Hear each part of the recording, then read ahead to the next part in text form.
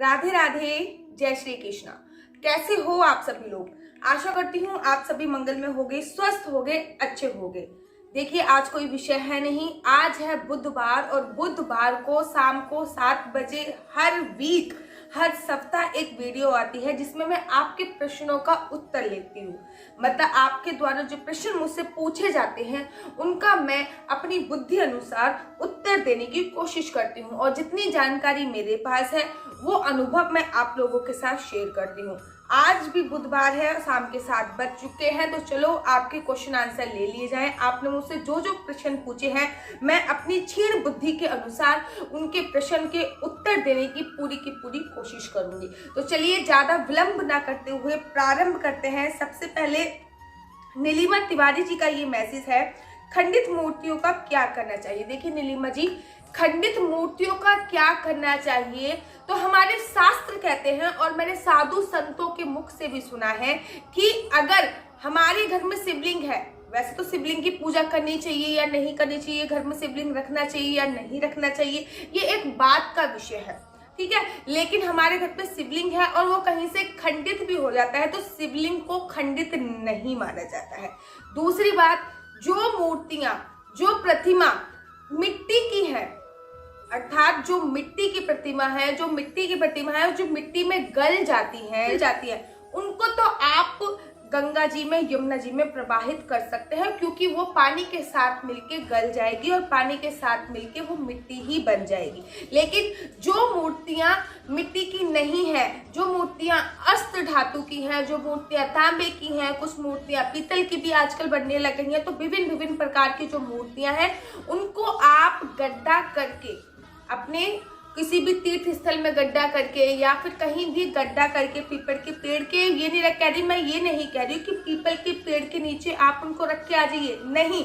बहुत सारे लोग ऐसा करते हैं कि मूर्तियों को क्या करते हैं, पीपल के पेड़ के नीचे रख के आ जाएंगे, फिर उस पेड़ के नीचे कुत्ता टॉयलेट कर रहा है, फिर कभी कोई टॉयलेट कर रहा है, तो ये अच्छा नहीं माना जाता है। मैंने बहुत सारी मूर्तियां देखी हैं।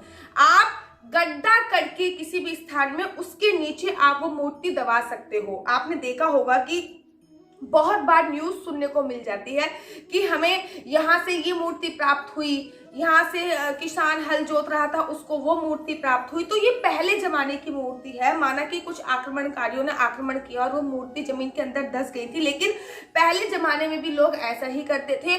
जो मूर्तियां खंडित हो जाती थी उनको वो गड्ढा करके उसमें गाड़ देते थे। तो आपको खंडित मूर्तियों का ये करना चाहिए। साथ ही के साथ अगर आपके बाल गोपाल, लड्डू गोपाल की मूर्ति खंडित हो गई है तो वो एक अलग विषय है। वो अगर खंडित हो गई है तो उनका विसर्जन नहीं करना है, उनको गड्ढा करके भी नहीं दबाना है, उनको अपने घर पे ही रखना है। अगर आप इसमें डिटेल में वीडियो चाहते हो खंडित मूर्तियों के ऊपर तो मुझे कमेंट बॉक्स में मैसेज करके भेजिए, मैं उसका भी आपको आंसर दूंगी। सेकंड क्वेश्चन ले लेते हैं। दूसरा क्वेश्चन है मनोज चौहान मनोज का। उन्होंने पूछा है कि पूजा कितने बजे करनी चाहिए, पूजा किस समय करनी चाहिए। देखिए, पूजा करने का उचित समय क्या है, सुबह ब्रह्म मुहूर्त में पूजा करनी चाहिए। अब आप कहोगे कि दीदी हम ब्रह्म मुहूर्त में नहीं उठ पाते, तो कम से कम 8 बजे तक या फिर ज्यादा से ज्यादा, हद से हद आप 9 बजे तक पूजा कर लीजिए। वैसे सुबह शाम पूजा करने का जो उचित समय है वो 6:30 to 7 है। शाम को भी 6:30 to 7, क्योंकि सूर्यास्त का समय भी यही होता है। जब सूर्य उदय हो रहा हो तब पूजा करनी चाहिए और शाम को जब सूर्य अस्त हो रहा हो तब पूजा करनी चाहिए। तो आज थोड़ी सी मेरी टंग ट्विस्ट हो सकती है क्योंकि आप ये देख रहे होंगे ये पूरी स्वेलिंग आ रखी है क्योंकि मेरे को विजडम टीथ निकल रहा है जिसको कहते हैं अकल की दाढ़, और मैं दवाइयाँ खाना थोड़ा निषेध करती हूँ। तो अकल की दाढ़ बहुत पेन करती है और 1% लोगों को ही निकल रही है अकल की दाढ़, तो थोड़ी सी शायद टंग ट्विस्ट हो जाए क्योंकि आप देख रहे हो कितनी स्वेलिंग हो रखी है। लेकिन आज वेडनेसडे था और वीडियो बनानी आवश्यक थी तो मैंने हेयर को आगे करके आप लोगों के लिए वीडियो बना रही हूँ। खैर, नेक्स्ट क्वेश्चन हम ले लेते हैं। नेक्स्ट क्वेश्चन है अरविंद कुमार जी, काले कपड़े पहनने पर विचार बताइए, बड़ी मेहरबानी होगी। देखिए, काले कपड़े शनि भगवान, शनिवार को अगर आपको कपड़े पहनने का शौक है, जैसे कि किसी किसी का फेवरेट कलर होता है ब्लैक कलर, जैसे कि मेरा फेवरेट कलर ग्रे कलर है, ठीक है, लेकिन पहनना तो येलो चाहिए, मोस्ट फेवरेट येलो होना चाहिए। तो अपने अपने फेवरेट कलर के ऊपर बात है। मेरा फेवरेट ग्रे कलर है, लेकिन अगर आपको अभी ब्लैक कलर फेवरेट है तो आप इसको कुछ दिन निषेध करके शनिवार के दिन आप इसको ब्लैक कलर धारण कर सकते हैं। है तो शनि जी से संबंधित है, और मैंने कलर के ऊपर एक ऑलरेडी वीडियो बना रखी है कपड़ों के ऊपर कि कौन से रंग के कपड़े कब धारण करने चाहिए, कौन से रंग के कपड़े कब नहीं धारण करने चाहिए। मैं एंड ऑफ स्क्रीन पे उसका लिंक दे दूंगी, आप जाके नीचे डिस्क्रिप्शन बॉक्स में भी चेकआउट जरूर जरूर जरूर कीजिएगा। नेक्स्ट क्वेश्चन हम ले लेते हैं। नेक्स्ट क्वेश्चन है रितु गुर्जर का। वो कहती हैं फूल और पत्ती तो ठीक है, घर के गमले में डाल सकते हैं, पर बहुत चीज ऐसी होती है जैसे कि ओल्ड पोस्टर, पुरानी मूर्ति। मतलब ये है कि जो मैंने बत्तियों के ऊपर एक पूरी की पूरी वीडियो बनाई थी। उन्होंने मुझसे पूछा था कि हम बत्तियों का क्या कर सकते हैं, तो उन्होंने कहा कि चलो बत्तियां को तो हमने ये कर दिया, लेकिन घर में जो पुरानी खंडित पोस्टर हो जाते हैं भगवान के, उनका क्या करें। देखिए, घर में जो पुराने खंडित पोस्टर हैं, मैंने दोबारा से मैं बोल रही हूँ कि बहुत लोग ये करते हैं कि पीपल के पेड़ के नीचे वो पोस्टर रख के आ जाते हैं। ये सरासर निषेध है। पोस्टर गल जाता है, बहुत आराम से गल जाता है। आप ऐसे कर सकते हैं, थोड़ा सा अक्षत लीजिए, चावल लीजिए, और जो भी पोस्टर आपको गलाने हैं उन पोस्टर के ऊपर, या फिर गीता आपकी कहीं से फट चुकी है, खंडित हो चुकी है, रामायण आपकी कहीं से फट सकती है, मतलब जो भी शास्त्र आपके खंडित हो चुके हैं उनको आपको लेना है। जो भी भगवान की प्रतिमा पोस्टर में है, अगर वो फ्रेम में है तो फ्रेम को निकाल के फेंक दीजिए, केवल फ्रेम के अंदर की भगवान की प्रतिमा को निकाल लीजिए। उनमें से थोड़ा चावल लीजिए, चावल से हाथ पे संकल्प कीजिए कि मैं आज इनका विसर्जन करने जा रहा हूँ, और वो चावल उनमें ऊपर छिड़क लीजिए। उसके बाद अपने घर की कोई बाल्टी लीजिए, साफ कर लीजिए उसे अच्छी तरह से, उसमें पानी डालिए, और पानी में वो सारा का सारा आपको खंडित हो चुकी हैं, वेस्ट तो नहीं कहूंगी, जो खंडित हो चुकी है भगवान की पोस्टर या फिर गीता, रामायण जो खंडित हो चुकी है, वो उसके अंदर डाल दीजिए। आप देखोगे 1-1.5 घंटे बाद वो बिल्कुल लूथ बन जाएगा, एकदम से लूथ बन जाएगा। तो आप फिर उसका यूज कर सकते हैं। यूज में आप उनको गमले में भी डाल सकते हैं, या फिर गंगा जी में भी प्रवाहित कर सकते हैं, और डायरेक्ट भी जाके आप गंगा जी में प्रवाहित कर सकते हैं, क्योंकि जो कागज होता है वो गल जाता है। तो अगर आपकी रामायण, गीता, भगवत कुछ भी कोई भी शास्त्र खंडित हो गया तो आप उनका गंगा जी में भी प्रवाहित कर सकते हैं, क्योंकि अगर वो कागज की है तो कागज धीरे धीरे गल जाएगा। ऐसा कुछ नहीं है कि इससे हमारी यमुना जी दूषित होंगी या गंगा जी दूषित होंगी, वो गल जाता है। तो इससे कोई दूषित नहीं होता, वो गलने के बाद मिट्टी में मिल जाता है, और फिर वो मिट्टी जैसा ही या फिर रेत जैसा ही बन जाता है। इसमें दूषित होने का कोई सवाल ही नहीं है। तो चलिए नेक्स्ट क्वेश्चन ले लेते हैं। नेक्स्ट क्वेश्चन है रानी जी का। कुछ से गंगा जल गिलास की बोतल में रखो से तमर में क्या करें, समझ नहीं आता। उन्होंने पूछा है कि कुछ लोग कहते हैं कि गंगा जल गिलास की बोतल में रखो, एकदम सही बोलते हैं। गंगा जल रखने के लिए वैसे भी एक गंगा जल का वो आता है, कलश आता है। मैं अभी देखिए ये मैं लगा दूंगी, गंगा जल का कलश है ये। ऐसा गंगा जल का कलश होना चाहिए। गंगा जल हमेशा इसी में रखा जाता है। ये गंगा जल 100% सही फल देता है अगर गंगा जल ऐसे बर्तन में रखा जाए। अगर ऐसा बर्तन आपके घर पे अवेलेबल नहीं है, ऐसा कलश आपके घर पे अवेलेबल नहीं है, तो आप गंगा जल को ग्लास की, मतलब जो भी कांच की बोतल हो उसमें रखते हैं, क्योंकि गंगा जल प्लास्टिक की बोतल में नहीं रखना चाहिए। प्लास्टिक की बोतल में गंगा जल रखना निषेध बताया गया है। ऐसा मैंने संतों के मुख से सुना है कि प्लास्टिक की बोतल में गंगा जल को नहीं रखना चाहिए। रानी जी का ये क्वेश्चन था। नेक्स्ट क्वेश्चन मैं ले लेती हूँ। अंजलि सिंह का है कि मेरा गुरु बहुत कमजोर है, मून भी कमजोर है, बच्चे नहीं है और तलाकशुदा हूँ, गुरु को कैसे स्ट्रॉन्ग करो। बेसिकली उन्होंने पूछा है कि ये अपने गुरु को कैसे स्ट्रॉन्ग कर सकती हैं। तो गुरु को स्ट्रॉन्ग करने के लिए आप सबसे पहले आपके पास जो भी गोल्ड है, गोल्ड को धारण कीजिए, गोल्ड की रिंग को धारण कर लीजिए, और गोल्ड की चैन धारण कर लीजिए, ठीक है। तो गोल्ड को धारण करने से, कानों में टॉप्स धारण कर लीजिए, तो गोल्ड को धारण करने से गुरु स्ट्रॉन्ग होता है। साथ ही के साथ आप केसर का तिलक, चंदन का तिलक लगाना चालू कर दीजिए। एवरी थर्सडे को आप पूजा करना चालू कर दीजिए, पूजा अर्चना वंदना, केले की पूजा करने चालू कर दीजिए। आप पीले वस्त्र का दान करना चालू कर दीजिए, पीले वस्त्रों का सेवन करना चालू कर दीजिए, पीले वस्त्र पहनना चालू कर दीजिए। और गुरु को स्ट्रॉन्ग करने का सबसे अच्छा उपाय ये है कि आप हल्दी का तिलक अपनी नाभि पे लगाना चालू कर दीजिए। बहुत सारी चीजें हैं, फिलहाल आप इतना कीजिए, आपका गुरु बहुत ज्यादा स्ट्रॉन्ग हो जाएगा। विपिन गुप्ता जी का मैसेज है, दीदी मैं आपकी वीडियो को बहुत लाइक करती हूँ, पहले पता नहीं था लेकिन अब जब से पता चला है मैं आपकी फैन हो गई हूँ। प्लीज मुझे संतान उन प्राप्ति के उपाय बताइए। 7 साल से नहीं निसंतान हूँ, प्लीज कोई सरल उपाय बताइए। मैं बहुत सरल उपाय बताने जा रही हूँ, विशेष ध्यान दीजिए। अभी आएगी निर्जला एकादशी जो कि जून में आएगी, मैं उस पर भी वीडियो बनाऊंगी कि निर्जला एकादशी कब है।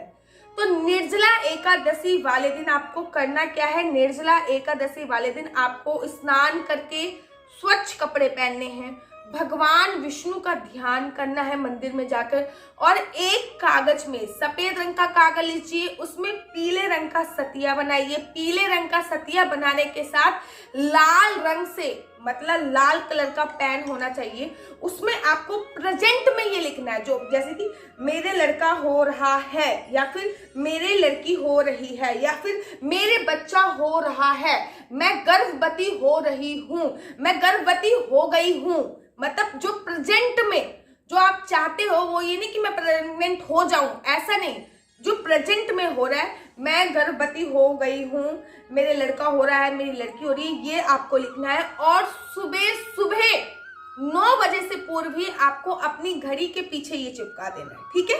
ध्यान रखिए कि कोई देखे नहीं, इसमें वैसे भी कोई टोटका नहीं है, ये एक उपाय ही है, क्योंकि पहले जमाने में महाभारत आता था तो आप देखते थे ना, मैं समय हूं।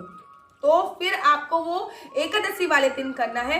एकादशी वाले दिन आपको घड़ी के पीछे एक सफेद कागज में सतिया बनाकर सतिये पे लिख देना है जो भी आपकी विश हो, कि मेरे बेटा हो रहा है, बेटी हो रही है, मैं गर्भवती हो रही हूँ, और आपको वो घड़ी के पीछे चिपका देना है। ध्यान रखिए जहां पे विश लगी हुई है, जैसे कि ये मैंने विश लिखी हुई है, तो यहाँ पे जो विश है ये घड़ी है, तो ऐसे चिपकानी है। विश पीछे नहीं होनी चाहिए, विश घड़ी के आगे होनी चाहिए। ये मतलब ये घड़ी है, घड़ी के पीछे मैंने ये विश चिपका दी, यहाँ पे मैंने विश लिखी हुई है, ये पेपर का पीछे वाला हिस्सा है, ये घड़ी है, और घड़ी के पीछे मैंने ऐसे ये चिपका दी और घड़ी को टांग दी।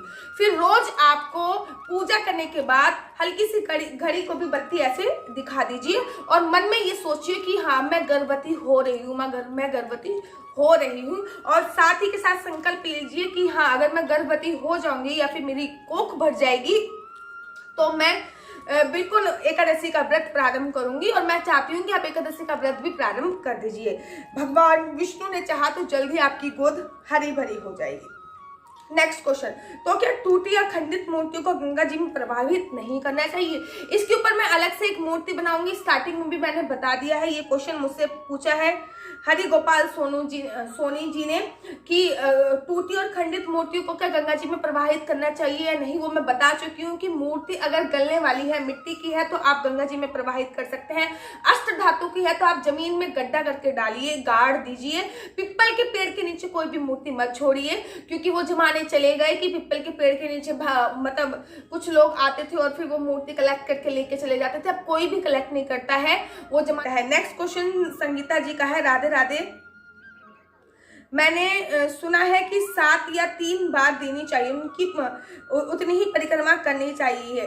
देखिए इन्होंने मुझसे पूछा है संगीता जी ने कि जो सूर्य भगवान की परिक्रमा है, सूर्य भगवान को जल कितनी बार देना चाहिए और परिक्रमा कितनी बार करनी चाहिए। देखिए कहीं कहीं पे तो 3 बार वर्णन है, कहीं कहीं पे 7 बार वर्णन है। जब मैंने अपने गुरुजी से इस बारे में डिस्कस किया तो उन्होंने मुझे बताया कि हमारे जो प्रमुख देवता हैं वो 5 है।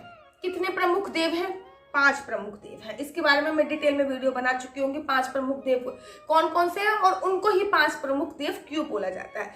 तो हमारे 5 प्रमुख देव हैं और 5 प्रमुख देवों के लिए ही 5 बार सूर्य भगवान को जल देना है। ऐसे जल देना है, 1 फिर स्टॉप, 2 ओम सूर्याय नमः, ओम रवाय नमः, ओम हिरण्यगर्भाय नमः, ओम सावित्रे नमः, ओम खगाए नमः। ये 5 बार जल देने के बाद आपको उस लोटे पे अपनी अनामिका उंगली डालना है। डालने के बाद उस लोटे से 1-2 बूंदे जो बच गई हैं वो लेनी है, अपनी आंखों पे लगानी है और अपने मस्तक पे लगानी है, अपने दोनों हाथों पे लगा देनी है। और वहीं पे खड़े खड़े आपको सूर्य भगवान की 3 सूर्य भगवान की 3 या 5 या 7 परिक्रमा करनी है, लेकिन जल आपको 5 बार ही डालना है। कहते हैं कि जो हमने जल वो अपने सिर पे लगा रहे और हाथ पे लगा रहे, इससे क्या होता है, हमारे जो दुर्भाग्य की लकीर है वो सौभाग्य में बदल जाती है, और जो सौभाग्य की लकीर है वो परम सौभाग्य में बदल जाती है। अगर आप चाहते हो कि सूर्य भगवान के जल के ऊपर मैं पूरी डिटेल में वीडियो बताऊं तो मुझे कमेंट बॉक्स में लिख के दीजिए, मैं जरूर और जरूर उस पर वीडियो बनाऊंगी। नेक्स्ट क्वेश्चन मैं ले लेती हूँ। नेक्स्ट क्वेश्चन सुजीत राजपूत का है, लक्ष्मी गणेश की मूर्तियों को और वस्त्रों का क्या करना चाहिए। देखिए लक्ष्मी गणेश, मैंने पहले ही बताया कि लक्ष्मी गणेश हो या फिर कोई भी भगवान की जो मूर्ति है, जो प्रतिमा है, अगर वो मिट्टी की है तो आप गंगा जी में, यमुना जी में, हमारी 7 नदियां हैं उनमें प्रवाहित कर सकते हैं। अगर वो अष्ट धातु की है, पीतल की है, तांबे की है, तो वो आप जमीन में गड्ढा करके उनको गाड़ दीजिए। और वस्त्रों का क्या करना है उसके ऊपर मैं पूरी एक डिटेल में वीडियो बनाऊंगी कि लड्डू गोपाल के जो वस्त्र खंडित हो जाते हैं उनका क्या करना है, या फिर जो वस्त्र फट जाते हैं उनका क्या करना है, उसके लिए मैं एक अलग से वीडियो पूरी डिटेल में बनाऊंगी ताकि आपको अच्छे से उसके बारे में जानकारी प्राप्त हो सके। राकेश गुप्ता जी का मैसेज है, हरिओम दीदी जी, दिवाली में जो मुख्य दीपक जलाए थे वह 4 मुख का था। अगले दिन उस दीपक को देखा तो वह बुझ गया था, पर उसमें जो बत्ती थी वो स्वास्तिक का आकार ले चुकी थी। इसका क्या अर्थ है, कृपया करके मुझे बताइए। बहुत शुभ संकेत है, शुभ संकेत बोला जाता है। देखिए स्वास्तिक का अगर आपका कोई दिए में स्वास्तिक बन रहा है, अगर आपका आटा गूंथते वक्त स्वास्तिक बन रहा है, आटा छानते वक्त स्वास्तिक बन रहा है, तो आपके घर में देवी शक्ति है, भगवान पॉजिटिव वाइब्रेशन है, सकारात्मक ऊर्जा आपके घर पे है। हाँ, स्वास्तिक का काला पड़ना नेगेटिव वाइब्रेशंस देता है, ठीक है, लेकिन पूजा का दिया नहीं। और थोड़ा सा भ्रम मत पालिए अपने मन में कि दिया अचानक से बुझ गया तो ये क्या हो गया, मेरे साथ क्या घटना होने वाली, ये सब फिल्मों के ढोकले होते हैं, क्या पता हवा से बुझ गया हो। तो चलो नेक्स्ट क्वेश्चन मैं ले लेती हूँ। नेक्स्ट क्वेश्चन है लक्ष्मी देवी का, जय श्री राधे, जिसके पास खेत ना हो, वो प्लॉट ना हो, वो कहाँ गाड़े, नदी में डाल सकते हैं और क्या करें। देखिए जो आरती की बत्ती बच जाती है और जिनके पास प्लॉट नहीं है, जिनके पास खेत नहीं है, मैंने कहा ना उनमें गाड़ दे, वो क्या करें। वो आपके घर पे गमले तो होंगे महाराज, गमले भी नहीं है तो आपके आस पड़ोस में कोई भी तो ऐसा होगा, यहाँ पे कोई भी जगह खाली नहीं है आपके पड़ोस में, पीपल के पेड़ के नीचे गड्ढा करके खाड़ के आ जाओ, आप नीम के पेड़ के नीचे गड्ढा करके, कोई भी खाली प्लॉट मिले वहां पे गड्ढा करके खाड़ के आ जाओ, अपने गमले में भी डाल सकते हैं। बहुत सारे लोगों ने ये मुझसे पूछा था कि दीदी आरती की बत्ती हम गमले में डाल सकते हैं, तो डेफिनेटली आप गमले में भी गड्ढा करके डाल सकते हैं, वो खाद बन जाएगी, कंपोस्ट बन जाएगी, ये बहुत अच्छा है। सालू जी ने पूछा है कि जी मैं पूजा के बाद बत्ती जलाकर एक दिए में रखकर हवन सामग्री डाल देती हूँ और माला को सुखाकर बारीक करके पौधों में डाल देती हूँ, कृपया मुझे बताइए ये सही है कि नहीं। ये एकदम ठीक है, ऐसा कुछ इसमें गलत नहीं है, एकदम आप ठीक कर रहे हो। नेक्स्ट क्वेश्चन ले लेते हैं, वो है रूपा जी का, दी हरे कृष्णा, केसर वाले तिलक में दूध कच्चा डालना है या उबला। मैंने बताया था कि केसर वाले तिलक का फायदा क्या क्या होता है, तो केसर वाले तिलक में दूध कच्चा डालना है या उबला। आप कोई सा भी दूध डाल सकते हो केसर वाले तिलक में। याद रखिए आपको 10 मिनट पहले दूध डालना है, और दूध डालने के बाद जब केसर अच्छी तरीके से उसमें घुल जाए तो केसर का तिलक आपको मस्तक के बीच में लगाना है, अपने विशुद्धि चक्र पे लगाना है और अपनी नाभि पे लगाना है। एक क्वेश्चन जो बार बार मुझसे पूछा जाता है वो ये है कि दीदी आपका जो ये स्वास्तिक है ये उल्टा है, तो कृपया करके ये स्वास्तिक उल्टा नहीं है। मैं फ्रंट कैमरे से वीडियो बनाती हूँ, तो फ्रंट कैमरे से जब मैं ये वीडियो बनाती हूँ तो ये स्वास्तिक उल्टा नजर आता है, ये बिल्कुल भी उल्टा नहीं है। चलिए नेक्स्ट क्वेश्चन ले लेते हैं जो कि सुजीत राजपूत का है, ये तो ले चुकी हूँ, जो कि बेबी का है। वो उन्होंने पूछा है, राधे राधे, हरे कृष्णा दी, 6 मिनट की पूजा कैसे होती है प्लीज बताइए। मैंने 6 मिनट की पूजा की पूरी विधि एक वीडियो में बना रखी है, मैं एंड ऑफ स्क्रीन में उसका लिंक डाल दूंगी, आप जरूर जाके चेकआउट कैसे कीजिए। सेम क्वेश्चन विपिन गुप्ता जी का, 6 मिनट की पूजा कैसे करते हैं, 6 मिनट की पूजा की पूरी मैंने डिटेल में एक वीडियो बना रखी है। नेक्स्ट क्वेश्चन है नीलम राजपूत का, दीदी वृश्चिक राशि की लेडीज को कौन सा व्रत रख सकती है, तो आप थर्सडे का व्रत रखें वृश्चिक राशि के, बहुत अति और अति उत्तम है। एनपी शर्मा जी का मैसेज है कि जिस माचिस की तिल्ली से जोत जलाते हैं उसे कहाँ फेंके, कूड़े में फेंक दो, उसका कुछ नहीं है, केवल जोत का महत्व है, क्योंकि जोत हमारी साक्षी होती है, जोत की जो बत्ती है वो साक्षी है, लेकिन माचिस की तिल्ली का क्या, उसको तो आप कूड़े में फेंक सकते हो, इतना बहम पालने की कोई जरूरत नहीं, बुरा नहीं है। नेक्स्ट क्वेश्चन लेते हैं। बहन जी नारियल की जोत करते हैं, जोत होने के बाद उस भभूति का क्या करें? अगर आप नारियल की जोत कर रहे हो, जोत होने के बाद उस भभूति को आप अपने घर के पौधों में डाल सकते हैं, आप अपने घर के खेत में डाल सकते हैं, जमीन में गड्ढा करके कहीं डाल सकते हैं, पीपल के पेड़ के आसपास कहीं डाल सकते हैं। वो बहुत अच्छी कंपोस्ट, बहुत अच्छी खाद बन जाएगी। कृपया करके इसको गंगा में प्रवाहित मत कीजिए, इसमें गंगा में प्रवाहित नहीं करना है। चलिए नेक्स्ट क्वेश्चन मैं ले लेती हूँ। बबली लानी का है, दीदी I am your new subscriber, Radhe Radhe, please बताओ कि लव मैरिज में प्रॉब्लम आ रही है, क्या करें? अभी मैंने एक आपको चीज बताई थी जो कि प्रेगनेंसी के लिए बताई थी, सेम लव मैरिज के लिए भी बता रही हूँ। लेकिन उससे पहले लव मैरिज के लिए एक उपाय कि आप राधे कृष्ण जी की पूजा अर्चना वंदना करना चालू कर दीजिए। हर एकादशी का प्रारंभ व्रत रखना प्रारंभ कर दीजिए।